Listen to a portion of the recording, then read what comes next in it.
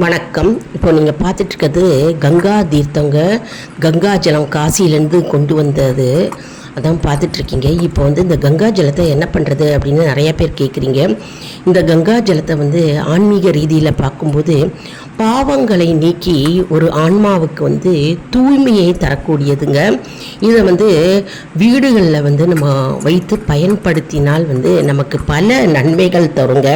இப்போ முதல்ல நம்ம பார்த்தோம்னா பாவ விமோச்சனம், அதாவது கங்கை நதி நீரை நம்ம தொட்டாலோ அல்லது அதை குடித்தாலோ அறியாமல் செய்த பாவங்கள் தீரும் என்பது நம்பிக்கை.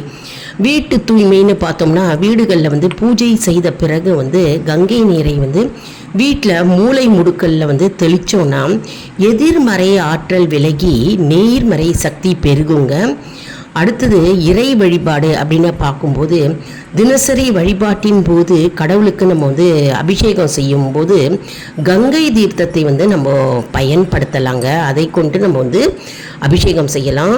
மற்றும் இறுதி கால சடங்குகள்னு பார்க்கும்போது இறக்கும் தருவாயில் இருக்கின்றவர்கள் அவர்களுடைய வாயில் ஒரு சொட்டு ஒரு துளி நீர் கங்கை நீரை நம்ம ஊற்றினாக்க அவர்கள் முக்தி அடைவார்கள், அதாவது பேரின்பம் பெற உதவும் என்பது ஐதீகம்.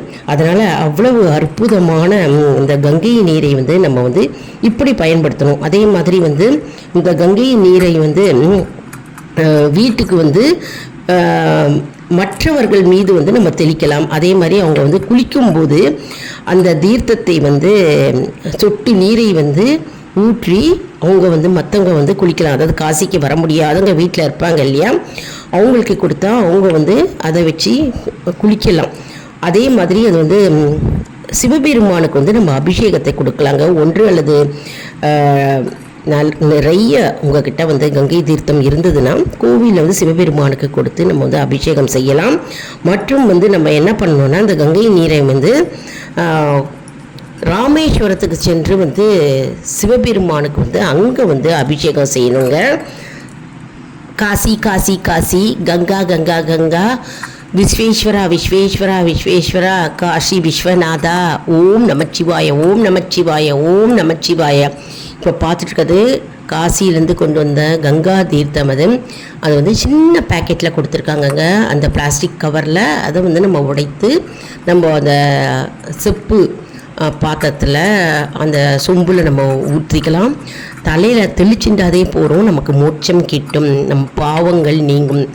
அதை நம்ம குளிக்கும்போது பக்கெட்டில் சொட்டு ஊற்றி நம்ம குளிக்கலாம். அவ்வளவு அற்புதங்க. லைக் பண்ணுங்கள்.